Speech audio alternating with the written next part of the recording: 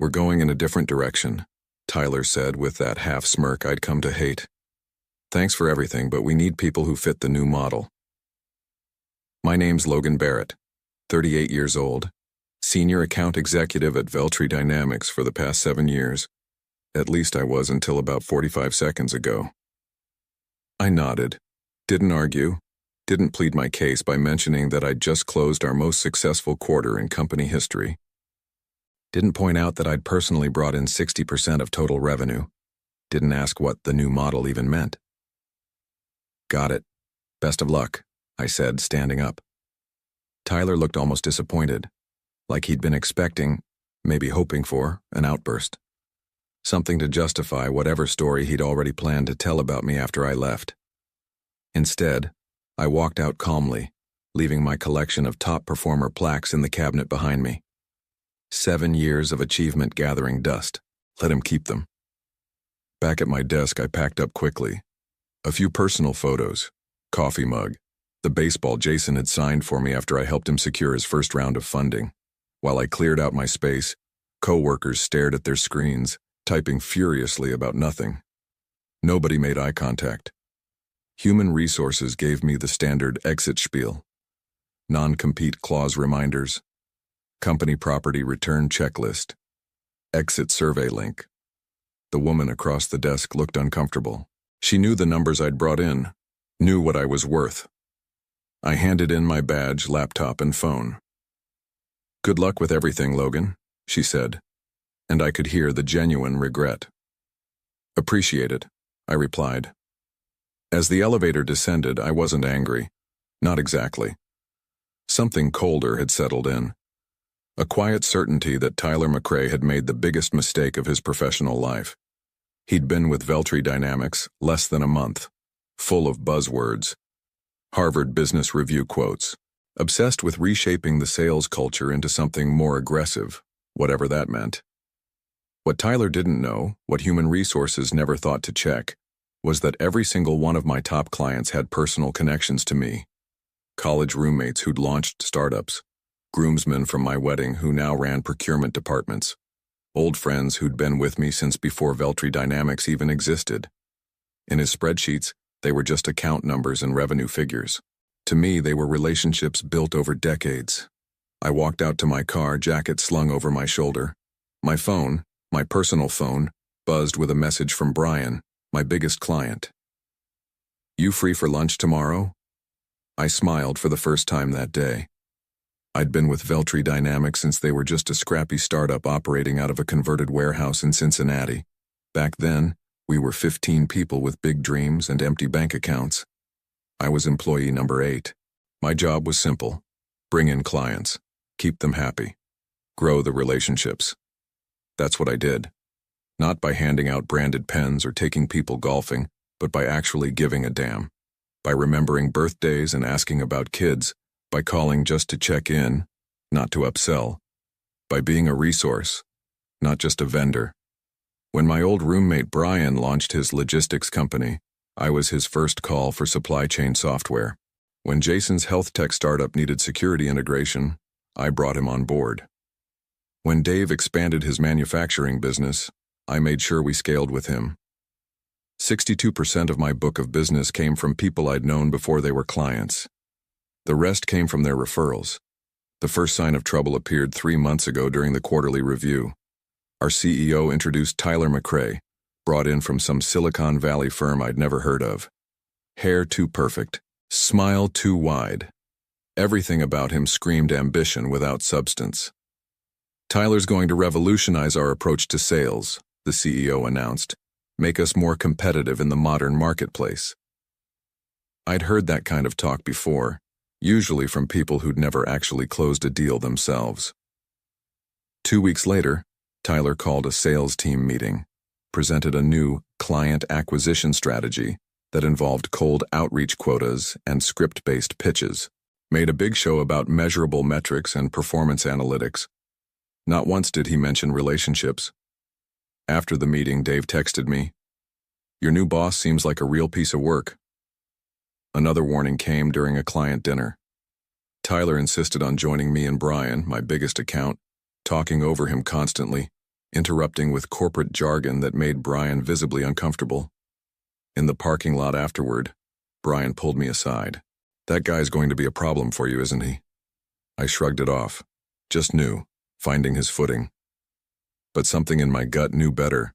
The way Tyler looked at my client list, the way he questioned my process, but never my results. When he started scheduling one-on-ones with junior sales reps without including me, I should have seen it coming. The signs were all there.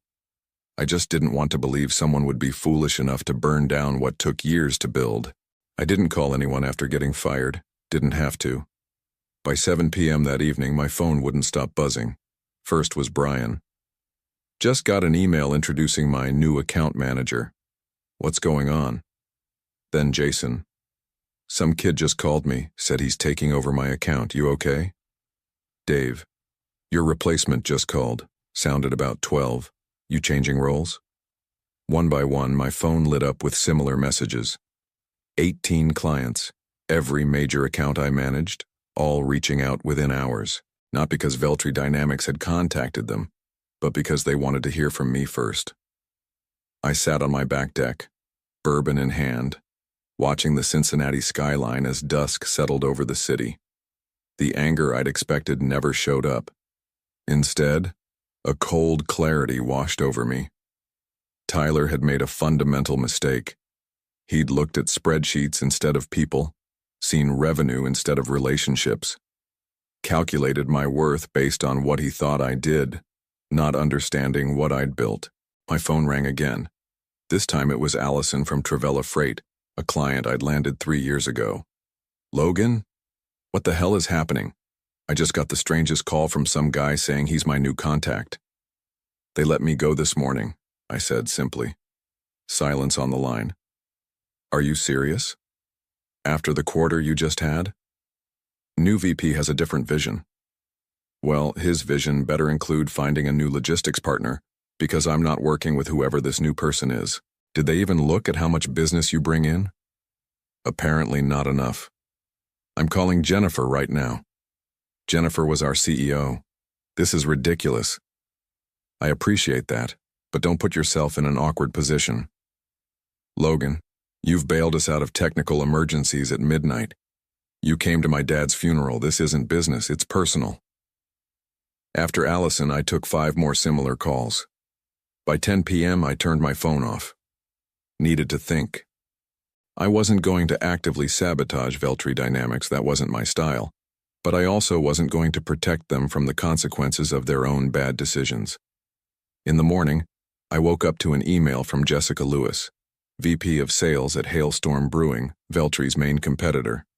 We'd met at industry conferences over the years, always been cordial. "Heard what happened. Unbelievable. Let's grab coffee this week?" I didn't have to wonder how she'd heard. News travels fast in our industry. As I showered and dressed that morning, something shifted inside me. The loyalty I'd felt toward Veltri Dynamics, the company I'd helped build, evaporated completely. They hadn't just fired an employee. They'd severed relationships they didn't even know existed. I texted Jessica back. "Coffee sounds good. Tomorrow at 9? Her response came immediately. "Perfect. I have some ideas I think you'll like." For the first time since walking out of Tyler's office, I smiled. Not out of spite, but because I finally understood my true value. And so would Veltri Dynamics. Soon enough. The coffee shop Jessica suggested was clear across town from the Veltri Dynamics office. Smart move. Cincinnati's business community was too small for accidental run-ins. Jessica looked exactly as I remembered her. Sharp, confident, without trying too hard. No power suit, just practical business casual and an easy smile. "They're idiots," she said after we'd exchanged greetings. "Everyone in the industry is talking about it." Everyone? When the top performer at a competitor suddenly becomes available, people notice. She sipped her coffee. Especially when that person is responsible for more than half their revenue. I shrugged. Ancient history now. Not according to my phone. It's been blowing up since yesterday with clients asking if we've hired you yet. That caught me off guard. Your clients are asking about me? Logan, you've built relationships across this entire industry. People trust you. That's rare. She slid a folder across the table. So here's what Hailstorm is prepared to offer. Director of Enterprise Relationships. Team of 6 reporting to you. Base salary 30% higher than what you were making, plus an aggressive commission structure. I glanced through the papers. The numbers were better than I'd expected. And full autonomy, she added. Build your division how you want. Sounds good, I said carefully. But I need to be upfront about something. The non-compete clause in my contract. Jessica waved her hand. Already ran it by legal. It's practically unenforceable. Ohio courts rarely uphold them, especially in cases of termination without cause. Still, I don't want to start a legal battle. Agreed, which is why we're suggesting a 60-day consulting arrangement first. After that, full employment. It was a good plan. Well thought out. One more thing, I said. My clients. We're not asking you to violate any confidentiality agreements. But if your former clients happen to seek out new vendors on their own, I nodded slowly. That's their business decision. Exactly. I took a day to think it over, but the decision was already made. Signed the consulting agreement the following morning. By then, the fallout had already begun. Brian's company, my biggest account worth nearly $5 million annually, had paused all implementation projects with Veltri, citing relationship restructuring evaluation. Corporate speak for, we're not happy. Jason's health tech firm had requested full documentation of all processes in preparation for potential vendor transition. 3 more clients had declined meetings with their newly assigned account managers. I hadn't orchestrated any of it, hadn't needed to. These were my friends responding naturally to a broken trust. That afternoon, my phone rang with an unfamiliar number. I almost didn't answer. Logan Barrett. Logan, it's Jennifer Murray. Veltri's CEO. My stomach tightened. Jennifer, what can I do for you? I'm calling to understand what's happening with our client base. Of course. Now she wanted to talk. I'm not sure what you mean, I said, keeping my voice neutral. I've been gone less than a week. Several key accounts are suddenly threatening to leave. Brian from Northspire Apparel says he'll only talk to you. The relationships I built were personal, Jennifer, you know that. Logan, be reasonable. Those are company accounts. I haven't contacted a single client. If they're reaching out to me, that's their choice. We need you to help with the transition. Make introductions, smooth things over. I almost laughed. You mean clean up Tyler's mess? Silence on the line. Then, the board has concerns about his decision. We could discuss your returning. Same position, 10% increase. Too little, too late. I appreciate the offer, Jennifer, but I've accepted a position elsewhere. Another pause. I see. I hope you'll at least consider not actively poaching our clients. I don't need to poach what's already leaving on its own. After I hung up, I felt no satisfaction, just confirmation of what I'd already known. Veltri had only valued the revenue, never understanding the relationships that created it. Now they were learning the difference, the hard way. 2 weeks into my consulting arrangement with Hailstorm, I met with Brian for lunch at our usual spot downtown. The restaurant wasn't fancy, just a reliable place with good burgers and private booths where we could talk freely. Tyler's been calling me daily, Brian said, shaking his head. Yesterday, he offered a 15% discount if we'd resume the implementation schedule. And? I told him it wasn't about the money. Brian took a sip of his iced tea. Then he started bad-mouthing you. Said you'd been on your way out anyway. Performance issues. My jaw tightened. Classy. That's when I told him we were exploring other options and hung up. This pattern repeated in conversations with other clients. Tyler was scrambling, making desperate offers while simultaneously trying to undermine me. Classic damage control from someone who knew he'd made a catastrophic mistake. But there was something else happening, something I hadn't anticipated. Jason called that evening. You're not going to believe this. I requested a full data export as a precaution, and they're stonewalling, claiming our contract doesn't guarantee data portability. That's not right, I said. Section 12B specifically covers data ownership and transfer rights. I know. I have the contract right here, but their legal team is suddenly reinterpreting the language. The next day, Dave reported similar issues. Then Allison. One by one, my former clients were discovering that Veltri was making it difficult for them to leave. I called Jessica immediately. They're deliberately creating exit barriers, I explained. Technical roadblocks, contract reinterpretations, sudden system maintenance that affects only clients who've indicated they might leave. Jessica wasn't surprised. Tyler's fighting for his career now. The board's breathing down his neck about the revenue forecasts. This goes beyond normal retention tactics. They're essentially holding client data hostage. Jessica's voice hardened. Get me documentation. Every instance, every client affected.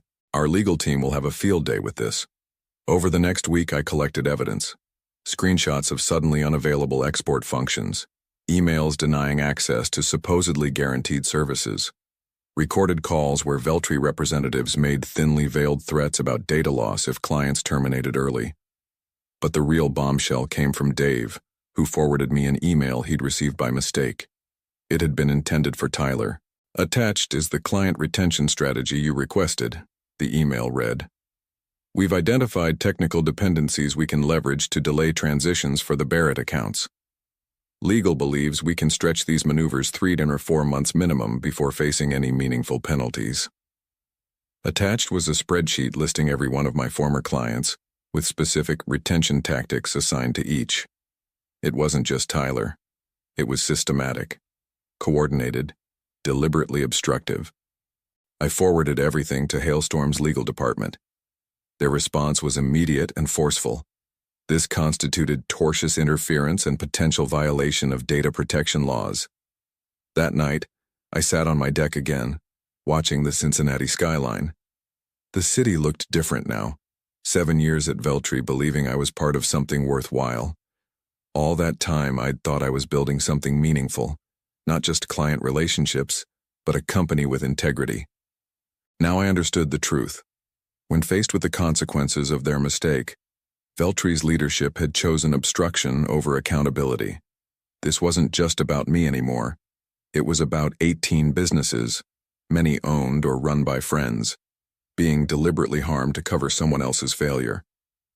My phone buzzed with a text from Jessica. Legal team has what they need. Board approved the full offensive. You ready for this? I texted back one word. Yes. The quiet clarity I'd felt before crystallized into something stronger. Resolution. Determination. This wasn't about revenge. It was about justice. Hailstorm's lawyers moved quickly. Within 48 hours, they'd drafted cease and desist letters addressing Veltri's obstructive tactics, with specific references to contract violations, data protection laws, and unfair business practices. But they didn't send them immediately. That was my call. We could fire these off tomorrow, Jessica said during our strategy meeting. Shut down their games right away. I shook my head. Not yet. I have a better approach. My plan was simple but effective. Help my former clients help themselves. First, I created a detailed guide documenting every known tactic Veltri was using to obstruct transitions, along with specific contractual clauses that protected client rights. Nothing in it violated my non-disclosure agreement. It was simply an educational resource explaining standard industry contracts. Next, I arranged a series of industry networking lunches, small, casual gatherings where my former clients could meet each other for the first time. No formal agenda, just business owners and executives sharing experiences. I attended only the first one, making introductions before excusing myself. Sorry, conflict of interest, but you all might find you have some common business challenges worth discussing. By the third such lunch, they'd formed their own informal alliance, began comparing notes, pooling knowledge, discovering they weren't alone in their struggles with Veltri. Meanwhile, I was building something new at Hailstorm, Not just bringing on individual team members, but designing an entire client relationship division focused on long-term partnerships rather than transactions. Jessica gave me complete freedom to implement my vision. "The results speak for themselves," she said after reviewing my progress. "The board is thrilled." 1 month into our strategy, the pressure on Veltri began mounting. Clients were collectively demanding adherence to their contract terms, armed with specific knowledge of their rights and Veltri's obligations. When multiple major accounts simultaneously threatened legal action over the same issues, Veltri couldn't dismiss it as coincidence. Someone was coordinating the response. Jennifer called again. This time her tone was different, desperate. "What do you want, Logan? What will it take to stop this?" "I'm not doing anything, Jennifer. Your clients are simply exercising their contractual rights. We both know you're behind this. The board is considering legal action against you for client interference." "You fired me, Jennifer," I reminded her calmly. "Any communication I've had with my friends since then is personal, not professional." "Friends," she repeated flatly. "Yes, friends. That's what you and Tyler never understood. These weren't just accounts to me." The line went quiet. Then, "Tyler's been let go." "I'm sorry to hear that," I said, meaning it. Losing a job unexpectedly was something I understood all too well. "We're prepared to make amends. Full data portability for any client that wants it. No early termination fees. Clean transitions." It was what my former clients deserved. "That sounds reasonable. And we want to talk about bringing you back. Executive VP position, direct board access." Now that was unexpected. I considered it for about 2 seconds. "I appreciate the offer, Jennifer, but I've found where I belong." After we hung up, I contacted Brian and the others, not to relay the conversation, but to give them a heads up. "You might find Veltri more cooperative going forward." Within days, Veltri announced an enhanced client transition program, offering exactly what Jennifer had described. They framed it as a proactive customer service initiative. Everyone knew better. By then, my new department at Hailstorm was taking shape. 3 of my former team members from Veltri had already joined. More were interviewing. Jessica stopped by my office late one evening as I was finalizing our department's mission statement. "I heard Veltri lost 8 major accounts this week," she said, leaning against the doorframe. I kept typing. The market's always changing. "And is it just coincidence that 6 of them signed with us today?" I finally looked up and smiled. "Must be our enhanced client transition program." She laughed. "Well, whatever you're doing, keep doing it. The board's talking about a seat for you at the table by year's end." I nodded, but the title didn't matter to me. What mattered was building something that couldn't be broken by one person's poor decision, something based on real connection. 6 months after joining Hailstorm, I walked into our quarterly board meeting with Jessica and the executive team. The presentation I'd prepared was straightforward: department growth, revenue projections, client retention metrics. As I concluded, the board chair leaned forward. "These numbers are impressive, Logan. 12 new enterprise clients in 2 quarters. Retention rate near perfect. What's your secret?" "No secret," I replied. "We invest in relationships, not just transactions." The CFO spoke next. "And the Veltri accounts? 14 of their 18 top clients have switched to us now?" 15, as of yesterday," Jessica corrected, sliding a folder across the table. "Northridge Technologies signed this morning. 9-year contract." Murmurs around the table. "To be clear," I added, "we've never directly solicited Veltri clients. They've approached us, usually after experiencing difficulties with their transition processes." "Which have been extensively documented," Jessica said, patting another, thicker folder. "Our legal team has everything should Veltri ever want to pursue action."